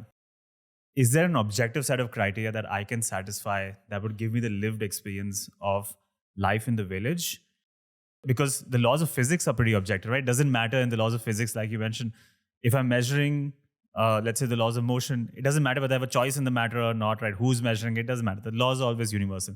Similarly, can we come up with an objective set of criteria that would give me the same lived experience as life in the village? Or that's impossible because my choice in the matter, whether it's a need for me, whether I can modify the experience, all of these are contributing factors that I can't separate. Okay, I think first point is you really read the crack mirror very well. Yeah, or so I'm just guessing. No, that Halimane example I'm saying. So, yeah, in fact, that was actually a great clue for me when I formulated the lived experience point, because when I first encountered this, Halimane, it's a very popular restaurant in Bangalore, but I've now seen much worse versions of it in malls where they have village kind of, like gaon ka dhaba or something like that, where they make you sit on the ground and then as you're eating, somebody will drive by in a cycle and there's one bullock cart somewhere. And then they bring you 300 rupees worth one roti, and paneer, which is $600. It's happening all over the world, right? All over the, Commercializing like life in the rural areas. Poverty, tourism also. I mean, that kind of stuff, right? So it was at this time, this is already had happened in Bangalore. I was like really very troubled by it. Then when this thing work with Gopal started and I wrote this lived experience thing. And but it gave me a great insight because it is definitely because of this thing which happened here. I'm saying this because it shows the meaning of lived experience. So this was on top of my head and I hadn't written about it, etc. Then when this debate came and it was at that time, and I found that, this is actually a very good framework for explaining that. Because I was wondering, what is my problem with them duplicating a village? That is where that examination began. What is my problem? Okay. I know, I don't like the fact that the rich people are trying to say as if this is what I am participating in poor man's life, when it is such, that's ethically, even morally reprehensible. But what is actually wrong about it? Then I realized that this was the issue, that when the villager is eating ragi mudde, or a poor person is eating just ragi mudde and has no recourse to anything else, then experience is not a choice. And that is why the lived experience is an experience out of which you cannot come out of. So I defined lived experience in that manner to say not that it is what each of us experience. Both of us can experience the same thing. Both of us can experiencing the temperature here. Both of us are experiencing some mosquitoes buzzing around. Both of us are experiencing. That's a common experience. So there's nothing lived experience in that sense to us, right? The lived experience is for each individual what they are not able to come out of in this context of untouchability for the Dalits. So I can write about untouchability, etc. But if I'm not under the practice of untouchability, people practicing untouchability on me, I may write whatever. I may be really upset about it and say that this is wrong, but yet there is something which happens to that person who is an untouchable, who others treat as an untouchable, compared to our own outsiders' understanding of it.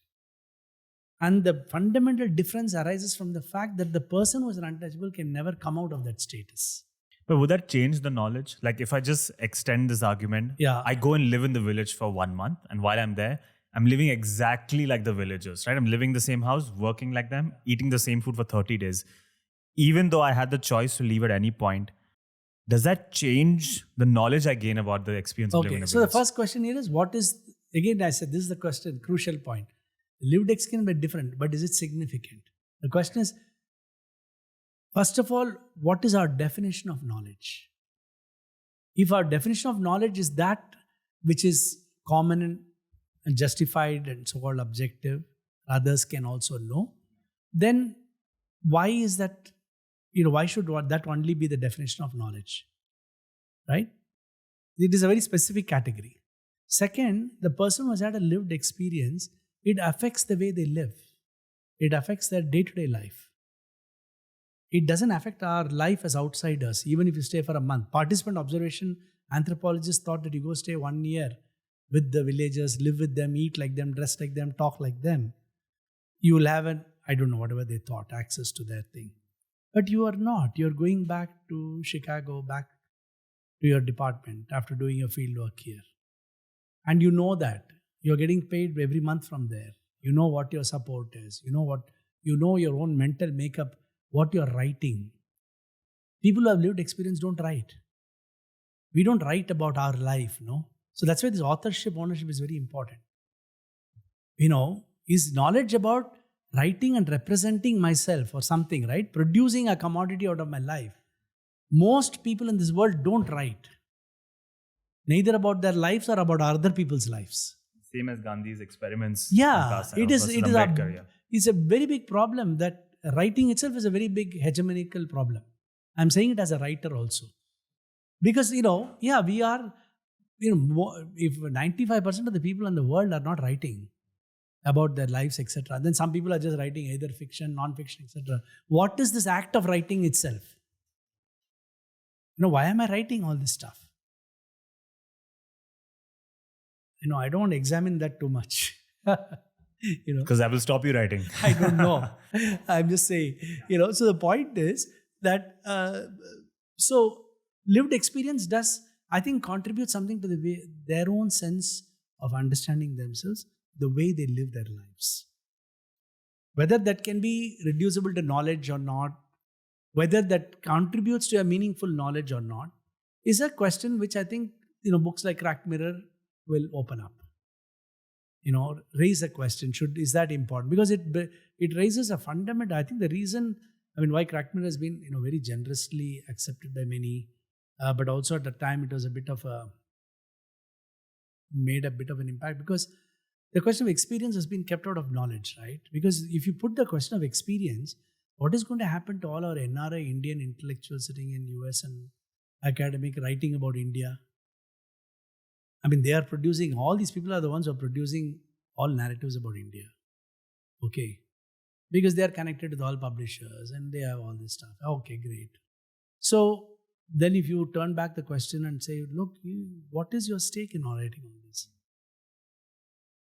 You are sitting there and writing what you want and you have no clue. And I remember the first time when I had a fight with one of my close friends with whom I studied at Purdue, who continued staying on the US, but he had become a big supporter of the BJP and Modi before their first elections itself. And there are a lot of people, a lot of NRI supported them, right? And they're very abusive about Muslims, same old things about all this stuff, stereotypes of the worst kind. So I tried telling him, he used to send me some messages and all. I said, don't send me emails on this. And first of all, I thought I can talk to him and try and tell him, like, don't do this for a very simple reason. I said, I remember when I was in Manipal, he had sent some stuff. And I wrote to him saying, you have no clue what you're writing about Hindus, Muslims, and so on. You guys are sitting there and writing all this and sending all these posts. And tomorrow the riot will be in between Mangalore and Udupi. It's the children who are going in the bus here who are going to get beaten up, who will get stoned, and the bus will get on fire. And what are you doing? What right do you have to sit there and raise all these questions and say all this? And you don't think the country is important. You think it's important enough for you to say from there, but not important enough for you to sit here while you're saying it? It's the same argument I say to Indian academics too, who think they should suddenly write about India in certain ways. And they think it's not worth living in this or whatever else it is, for whatever reason. I don't blame them. But I'm just saying that's what it is. But then, the complete way in which they think without the notion of lived experience, there's an epistemic authority given to them to say what they want. Maybe they'll come on holidays, they get ready to buy their ticket and they come here, do some talks and go back. But what kind of a structure do you impose on Indian academics by that, Indian disciplines? So I find it, so the question of lived experience for theory is a major problem. Because remember that in the case of scientific theory, on which a lot of social theory is modeled, there is no lived experience of science. There is no lived experience of an electron. And what's a lived experience? There is actually no lived experience at all of the natural world. And all of science is producing truths about the natural world. Now, I do the same thing for societies in the social sciences. So this is actually the critique of this question here with social theory in Cracked Mirror can actually be extended to natural science knowledge system. What kind of knowledge can we really produce about nature? Or is all that knowledge only about control and whatever? So I do think there is a significant impact to the ideas of lived experience, which produces problems for the standard practice of social theory today as something, by the definition of theory, is that something which moves away from experience and is able to have a God's eye on the world of experience and unifies different experiences together. It's a very wonderful human imagination, but it's still a human imagination. It is still a particular cultural imagination of what theory is. This was talking about the morality of the action. then we start also entangling other properties of the measure, like the morality of the measure itself and the methods of acquisition. So, for example, if a good doctor does research in science and makes some breakthroughs about the human anatomy, and that's helpful for medicine, that work is going to be celebrated. The knowledge is going to be celebrated. But if a Nazi doctor, Joseph Mengele, does similar tests on human subjects completely through evil methods and discovers the same knowledge, will that taint the knowledge? The morality of the measurer, is it a good person or an evil person? The methods of acquisition, whether they're good methods or bad methods, does that change the knowledge or the way we should react to it? Both will be helpful knowledge at the end of the day. Yeah, but I think the argument here is that in the modern era, the idea of modernity, once you remove the question of the ethical from knowledge making, then Joseph Mengele's knowledge is as relevant and useful as any other doctor who does it. So a scientist is not evaluated based on whether they are bad people. And there's a larger question with the arts too. Should an artist be a good person?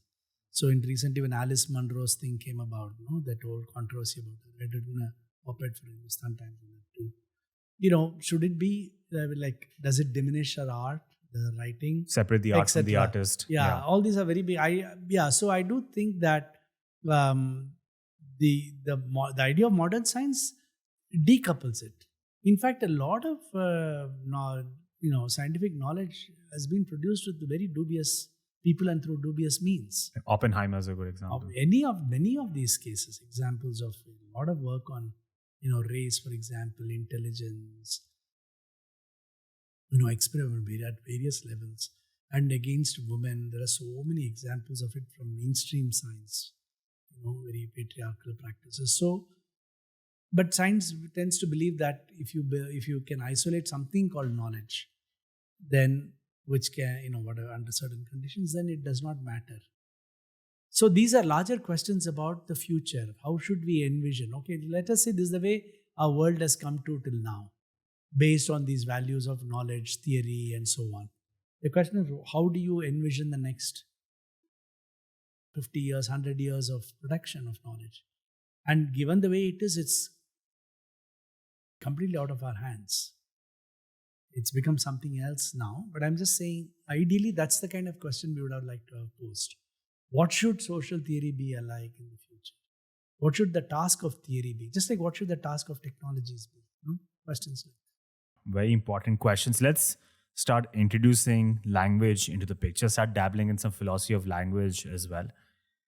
Wittgenstein had said that these philosophical questions are nothing but linguistic confusion, misunderstandings of language.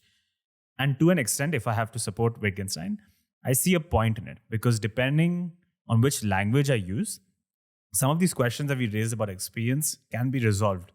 The closest word in Hindi for experience is anubhav. And with the word anubhav, there's already a connotation or a notion of self, right? So when I say my anubhav, I'm typically talking about my personal experience. And similarly in German, the closest words for experience are Erlebnis, Erfahrung, and they both have a concept of the lived experience in the semantic space, right? So, which doesn't exist in the English word for experience. I can use the word experience and not necessarily mean either personal experience, have a notion of self, or have the notion of a lived experience. So is Wittgenstein right? Are these just problems of language and not really philosophical questions? On the one hand, one could say that everything is a question of language. Because everything, not just about knowledge, any expression. Because if we are human, if we as animals engage with the world like other animals do, and don't talk about it, and don't have language to represent it, then none of these questions arise. There's nothing called knowledge. There's nothing to share with you. There's nothing that we can join together and build a rocket, right? We don't construct discourses, narratives, nothing. So, language is the source of this great mystery about human beings. The fact that we produce language, animals also do, etc., that is a different debate. The kind of language we do. and the kind of uses we put language to are really the foundation of human societies today. It's the foundation. Foundation of human society. This is similar to what Heidegger believed, right? Like being manifests itself through language. Yes, language speaks being and so on. So the language is primordial to us in the sense that any notion, the very idea of meaning itself is related only to language. It's a quality which language has. So when you listen to some sound, you are asking, what does he mean? You're already doing that, searching for meaning thing. That's the fundamental quality of language. So it is not special to philosophy itself. In fact, when scientists begin to write about nature, their first target is language. They have to refine language before they refine their experimental methods. Because you need to first produce a language which can capture the truth. And that's why Galileo's famous statement that nature is an open book written in the language of mathematics. And that's why mathematics becomes so important for the sciences. Because the same confusion with which Wittgenstein is talking about philosophical questions is present in using English to describe scientific problems. That's all. So, language is all that we have, and language is all that is given to us to escape from. So that's why, not just with Wittgenstein, from the very early traditions, particularly with the Buddhists and various other traditions in India and China, the attempt to reach silence was very important. And the attempt to reach a state where you say, I have reached the limit of language. Language cannot do this job. So the whole debate on affability and ineffability is an expression of this. That is, there are some experiences which cannot be rendered linguistically. And once that happens, so either language fails, and something which is similar to what Wittgenstein says, the limits of my language. He enters into silence when he comes in. Your protagonist of following a prayer as well, Kalpana, also goes through the same journey. Kalpana goes through, and she does something very different from, of course, Wittgenstein, etc. In that, she calls all language a lie. She says all language is a fake, it's a lie. It's produced by humans to deceive each other. Whereas what Wittgenstein and others and scientists would also accept that language is needed to represent truth. Because otherwise, how do you talk about truth? It's indispensable. It's indispensable. Otherwise, we'll have to be sit in silence with each other, staring at each other, and say, okay, I get it. I don't know how, but okay, 2 + 2 is 4. Okay, I get it. Without communicating, without talking. Or like in music or numbers, that's but music also purer forms. Without any language transaction. I don't know if that's possible, but that's a different domain of speculation. But the point is, language is all that we have in order to represent the world, in order to represent truth. So in fact, that's why the question of truth is in most of our common ways of using truth. Truth is always about reference to language, not to the world. You won't ask, is this true? Suppose, you'll only ask me, is that a coffee cup or is that a mug? You won't ask me, is this true or not? You're seeing a cup. It's not about true or not. It's your statement about the cup. Oh, that's green in color. I'd say, no, that's not true. And what is not true is that your statement that this cup is green in color is not true. Not that the cup is not true. Right? So, language, it's all, questions of truth are also very closely related to questions of language. So, so the question is, to attain the truth, you have to first ask the question is, do you have the language for it? And Galileo's point is, English, Latin, any other language, human languages don't have the capacity to capture the truth of nature. You need mathematics. But then he doesn't want to acknowledge mathematics is produced by humans. Yeah, that's a problem because mathematics is another language produced by humans. So he says, nature's language itself is mathematics. It exists beyond our conception. Yeah, and we as humans are only discovering. It's like Plato's having Exactly. Plato's idea. Yeah. except here it's embodied in nature, and nature expresses itself through mathematics. Mathematics is more fundamental. It's not a conception of the mind. It is not. It's not invented. Yeah, it is there, and we can all work towards producing something in the aim of discovering the great structures of the world. So that's one way to escape out of the problem of language, human languages. But it is language which is the central question, and it is only philosophy for whom language itself is a subject of inquiry. Physics does not ask the question about mathematics. It's just, however much Weinberg and Hawking and Feynman may say all this about philosophy of science, they don't know how to answer the question why mathematics is so important for science. Feynman calls it spooky. Okay? So why don't you answer it? It's like me saying, oh, the moon phases are spooky. And then say that. I've not done science by saying that. I have to do something else to give some explanation, description. And although they scoff at philosophy of science and a huge amount of work on philosophy of mathematics, the point is that's the question they try to answer. What is mathematics? Why should it matter to the world? Does it capture truth? Why does science think it's indispensable to mathematics? And so on. So, yeah, in the case of Kalpana, as you said, for her, it is not about the limits of language. That language is trying to capture truth, it is incapable. And that you have to keep refining it and doing all that. That's part of the analytical philosophy point, right? Keep controlling and clarifying, specifying the meanings and so on. For Kalpana, it is that all language is produced to produce a false world. It is an agency, it's an agent of lies. And therefore she will not speak. Because for her, of course, the trigger comes because she calls out to the gods and no gods come to her. And she says, what are these names for? Who do they refer to? And through that, she's saying something larger about the nature of language. Do languages really refer to the world? Is it just a make-believe thing?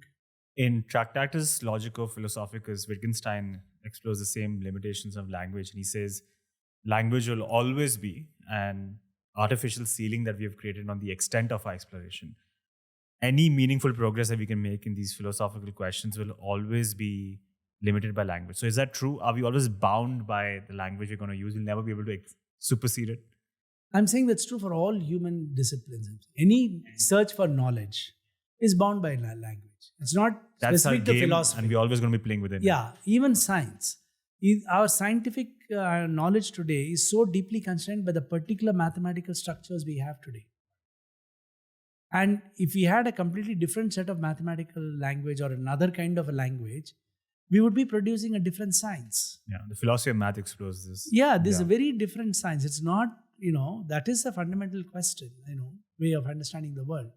So, what Wittgenstein is saying is a tautology in some sense. It is given that the fact that if you are working with language as the basic ingredient for talking about the world or anything representing the world, then there is always a limit to it based on the limits of that language. And all languages are completely limited in so many ways. And that is also perhaps one of the reasons. And that's why we need to re-look at these questions more carefully. If you again look at the Buddhist, the Asian and the Chinese traditions and so on, including Vedantic traditions like with Shankara, philosophical thinking always went hand in hand with meditative practice.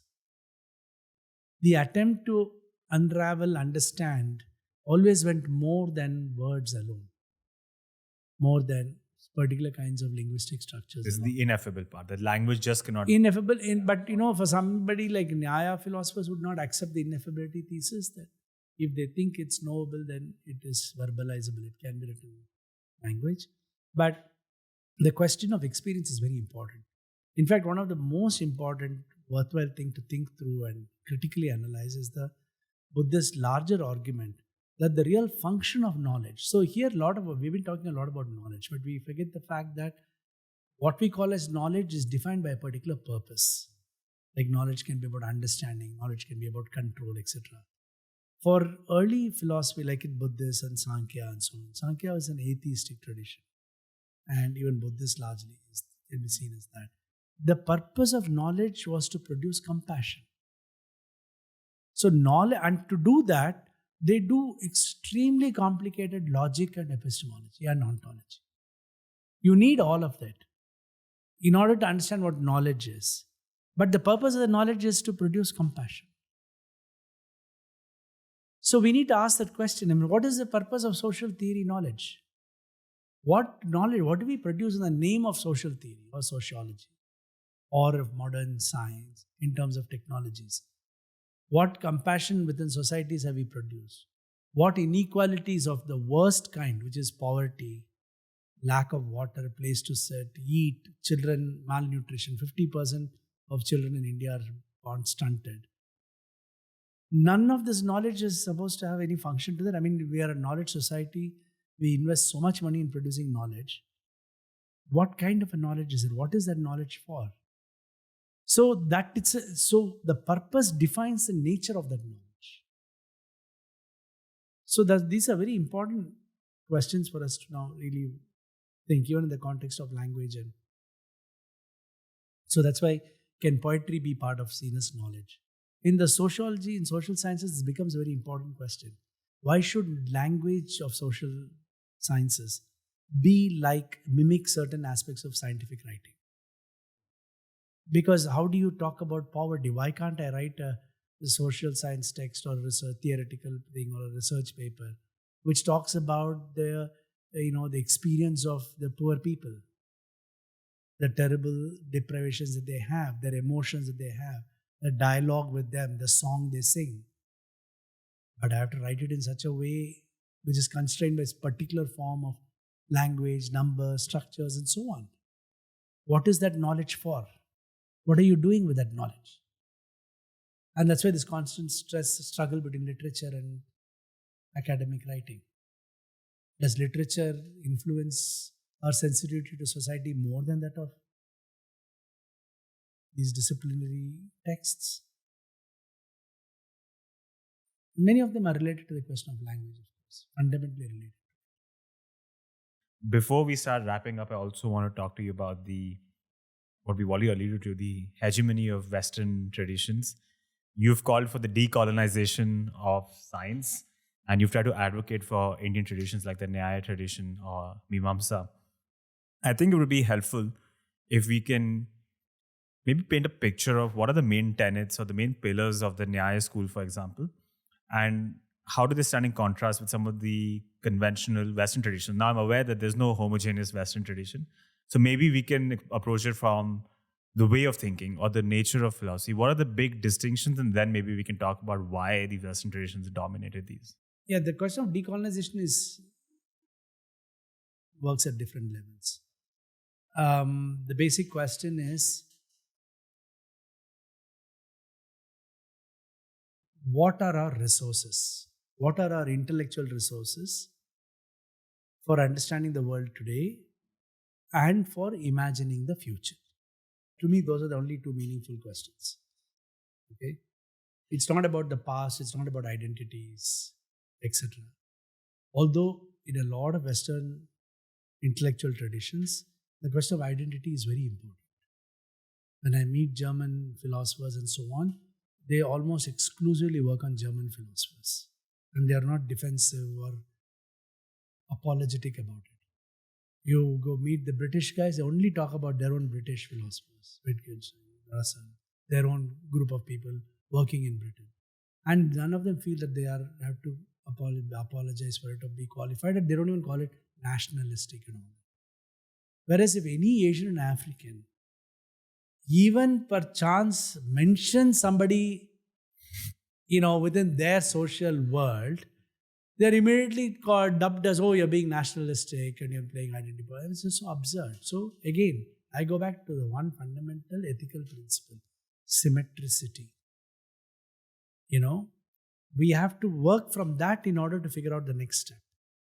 So just like the non-Dalits have over-dominantly represented the Dalits, and that is a problem first. So let them stop for some time till we come to a symmetric situation, then you decide what to do.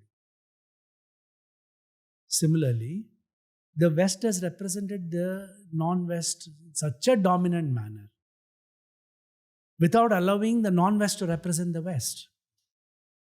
Every Westerner has written about Asia and Africa, whichever way they want to write. And somehow it is really cruel and stupid, actually. Now, all our philosophers have shown themselves to be great racists and stupid idiots. I'm sorry to say that, right?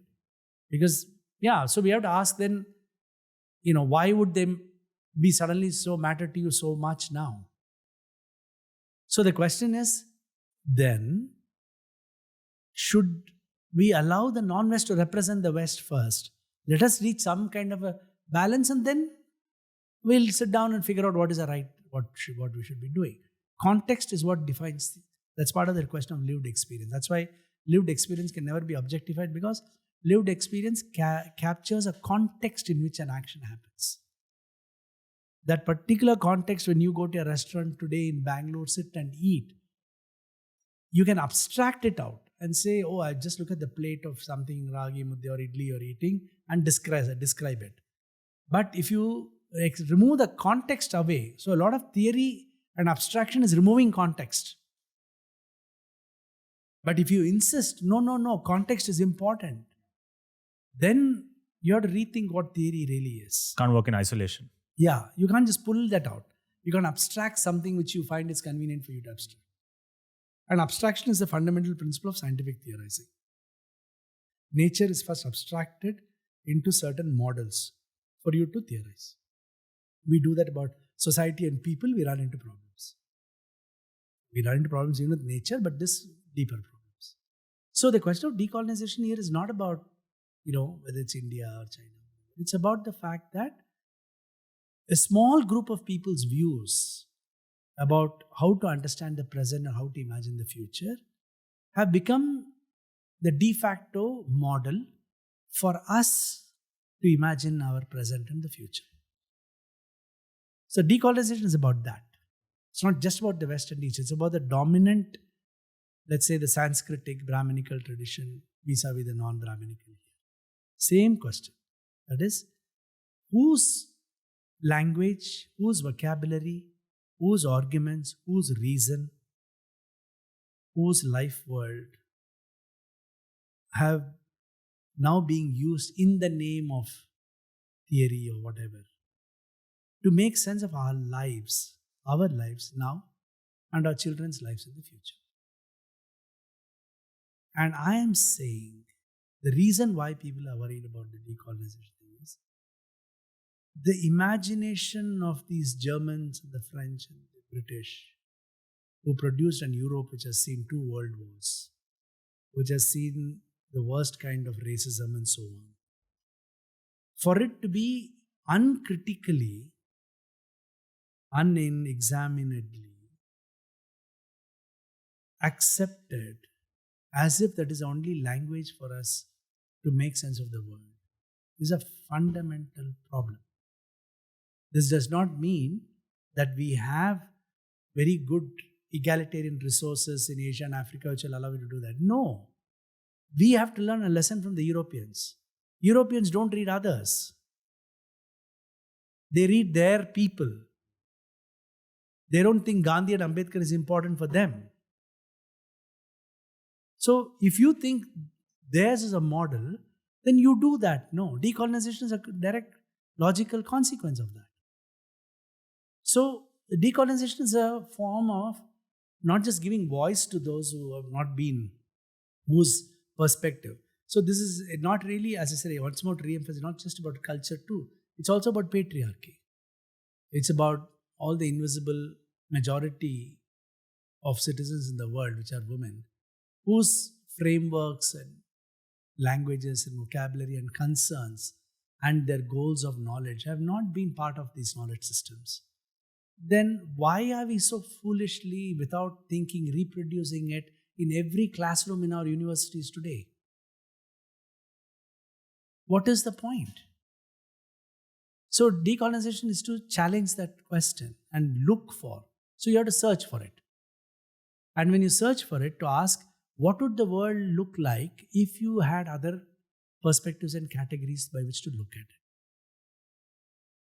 Will there be less hate? Will there be less violence? Will there be the kind of uncontrolled growth of technology and weapons as we have had today? I mean, there is so much violence produced in modern academic structures. Why are we not even seeing that? So, in that search, whether it's Nyaya, for me it happened with Nyaya because, and Buddhist first, Buddhist logic, I have no connection to Nyaya or Buddhist or whatever in that sense, right? Culturally. It was more about discovering completely alternate systems of thinking, like Jaina logic systems. And these are like so different from these Western knowledge systems. And it obviously led me to ask the question, what would the world look like if these are the ones which are the framework by which we make sense of science and other things? That was my real entry into the decolonization.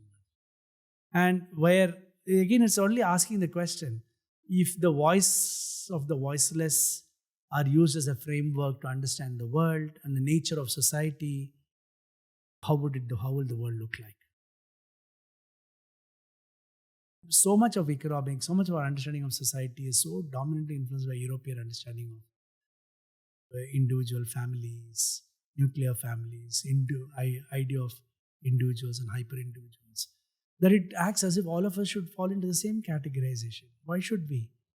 Middle East societies, African societies, Asian societies don't live like that. They don't relate to people like that. They don't treat people like that. So how can they not be part of our knowledge systems and disciplines? And then the growth in that from this Nyaya, Buddhist logic, etc., became more an awareness of hegemonies of within systems itself. So just like these are all lost voices, lost perspectives in relooking at a new imagination of the world. Similarly, within the Indian context, you then discovered Ambedkar, Jyotirao Phule, Savitri, etc. You have a whole bunch of writers like the Vachanakaras and many of these traditions which have written about from literature, poetry, protest movements. All of them should be potential vocabulary for you. They should be generating that for us. And we have to do the work of doing that. Just like Europe has spent 1,000 years regenerating Aristotle for us. Plato and Aristotle. You can't be reading Plato and Aristotle if they had been what they had written earlier. There's a huge amount of secondary literature, justification, basically public relations exercise to promote them. That's why we are all stuck with. Imagine the whole world. Strong PR for them. Yeah, absolutely. So now you have to build these structures. You have to do secondary work on all of this. Make them meaningful to us. Make them meaningful. Why should not Maitri be one of our most central important social characteristics, which should be part of all Indian social sciences? And the task, therefore, is to say, well, you can agree with Maitri, whether it's achievable or not, etc. But we are not even doing enough work to think through it. How to do it? What does it mean? What is the limitations of it? What are the strengths of it? All those kinds of things. And that is a decolonization project. So there are many differences, there are many similarities, etc. Because all of philosophy, fundamentally, to come back to the first question, is basically about the nature of being human.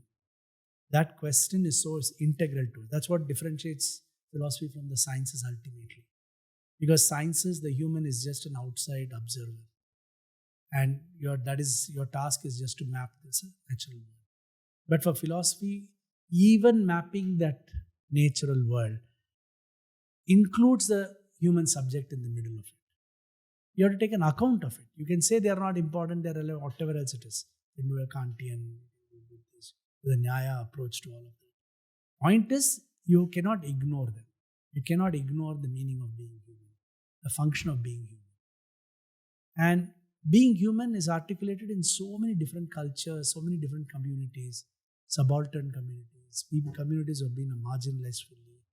As powerfully, they all articulate as powerfully as Oxford and Cambridge and JNU.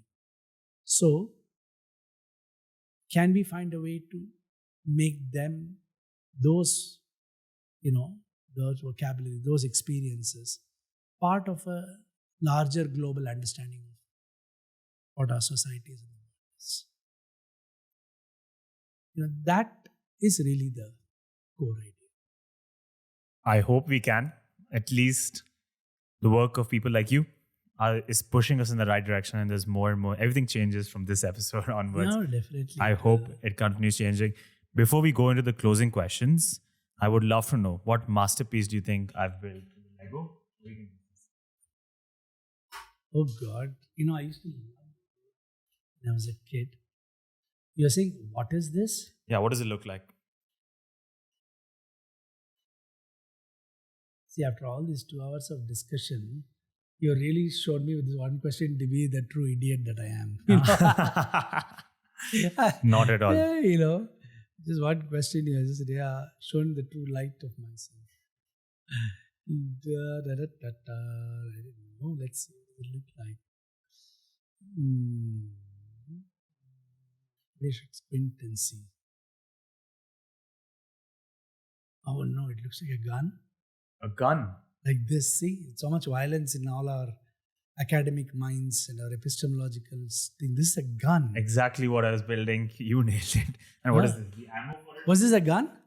I wasn't building anything in particular, but it does look like a gun now that you pointed out. Now that I've been talking so much about violence, you see the context, how it produces the, Objectively, it's something else, but your perception of it is now a gun, and that's what I see. It is. Now I cannot see it as any other way. Sorry. Oh, it could also be a gadi, a lorry. A gadi or a lorry or a gun. Yeah. A wide spectrum to work it with. Shows they're all the same. They're all the same. Let's go into some closing questions. What would you like your legacy to be? How do you want to be remembered? I think today's the day. People don't really remember others. They just do something and leave back something.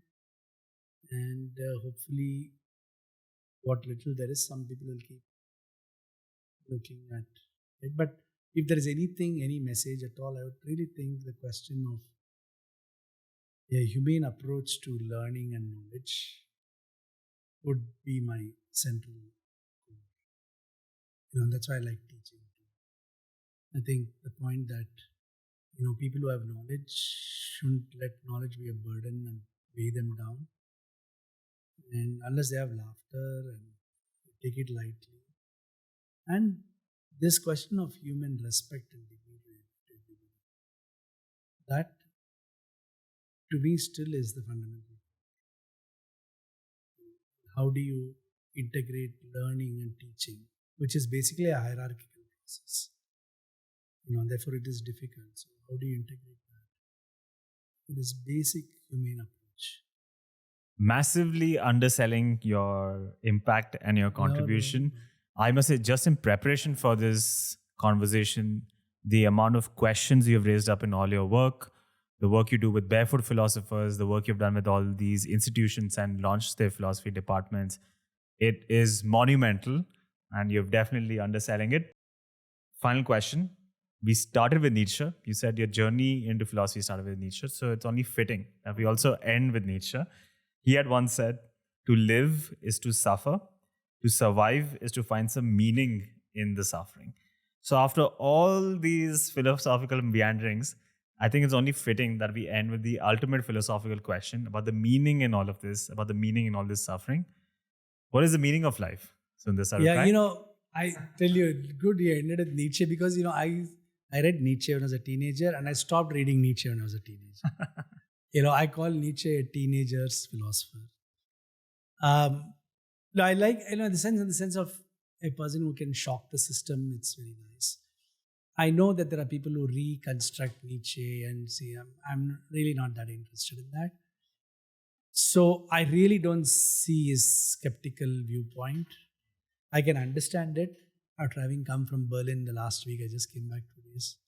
Berlin is one of the few European places I love. But yet, I can see why Nietzsche would say things like that, even though he may not be from Berlin. It's a dark world.